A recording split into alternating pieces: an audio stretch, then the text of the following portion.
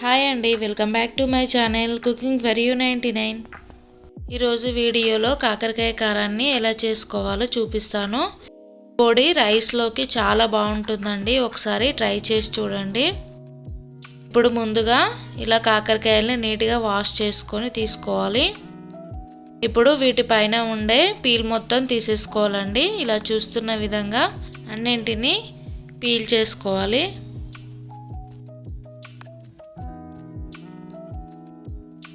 ఇప్పుడు వీటిని నీట్గా వాష్ చేసుకొని ఇలా చూస్తున్న విధంగా కట్ చేసుకోవాలి. ఇప్పుడు వీటి లోపల ఉండే సీడ్స్ని రిమూవ్ చేసుకోండి. మీకు కావాలంటే ఈ సీడ్స్ని ఉంచుకున్నా పర్లేదండి, బాగానే ఉంటుంది.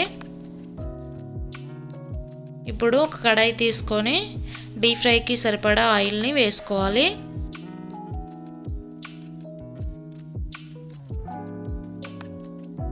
ఇలా ఆయిల్ హీట్ అయిన తర్వాత కట్ చేసి పెట్టుకున్న కాకరకాయ ముక్కల్ని వేసుకోవాలి. ఇలా కొంచెం కొంచెంగా వేసుకుంటూ ఫ్రై చేసుకోవాలి.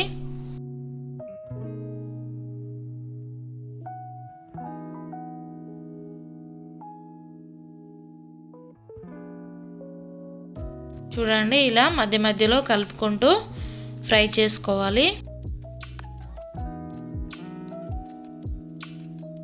వీటిని మరీ ఎక్కువ ఫ్రై చేయకుండా ఇలా ఫ్రై చేసుకుంటే సరిపోతుందండి.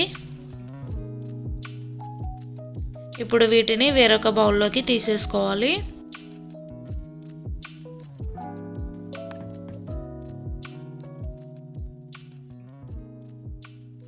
ఇలా అన్నీ తీసేసుకున్న తర్వాత మిగతా వాటిని కూడా వేసుకొని ఫ్రై చేసుకోవాలి.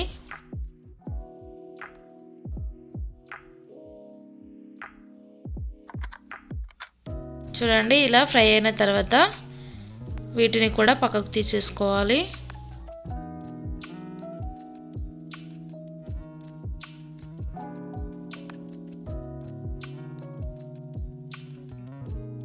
ఇప్పుడు ఒక పావు కప్పు వరకు పల్లీలను తీసుకొని ఫ్రై చేసుకోవాలి. ఈ పల్లీలు మరీ ఎక్కువ ఫ్రై చేసుకోకూడదండి. ఇలా లైట్గా ఫ్రై అయిన తర్వాత వేరొక బౌల్లోకి తీసుకోవాలి. ఇప్పుడు ఇలా కరివేపాకును కూడా ఫ్రై చేసుకోవాలండి.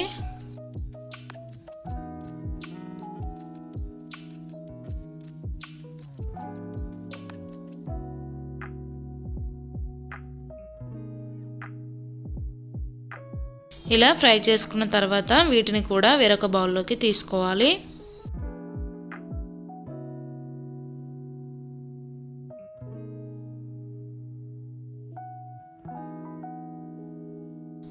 ఇప్పుడు ఒక మిక్సీ జార్ను తీసుకొని ఫ్రై చేసి పెట్టుకున్న కాకరకాయ ముక్కల్ని అండ్ పల్లీలను వేసుకోవాలి.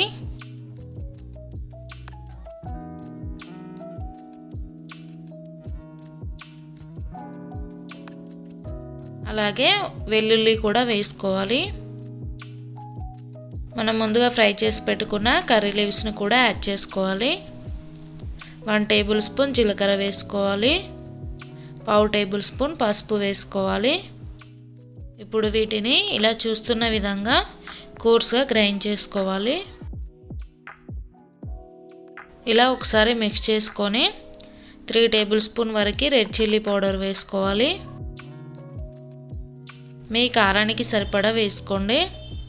అలాగే సాల్ట్ కూడా మీ టేస్ట్కి సరిపడా వేసుకోండి. ఇలా ఒకసారి మిక్స్ చేసుకొని కోర్స్గా గ్రైండ్ చేసుకోవాలి. చూడండి, ఇలా గ్రైండ్ చేసుకుంటే సరిపోతుంది. అంతే అండి, టేస్టీగా అండ్ స్పైసీగా కాకరకాయ కారం రెడీ. ఈ పొడిని ఒక గ్లాస్ జార్లో వేసుకొని స్టోర్ చేసుకుంటే 2-3 వీక్స్ వరకైనా ఫ్రెష్గా ఉంటుందండి. ఒకసారి ఇలా ట్రై చేయండి. ఈ కాకరకాయ పొడి వేడివేడిగా రైస్లోకి చాలా బాగుంటుందండి. ఈ రెసిపీ కనుక మీకు నచ్చినట్లయితే ప్లీజ్ లైక్ చేయండి, షేర్ చేయండి అండ్ సబ్స్క్రైబ్ చేసుకోండి. Thank you for watching.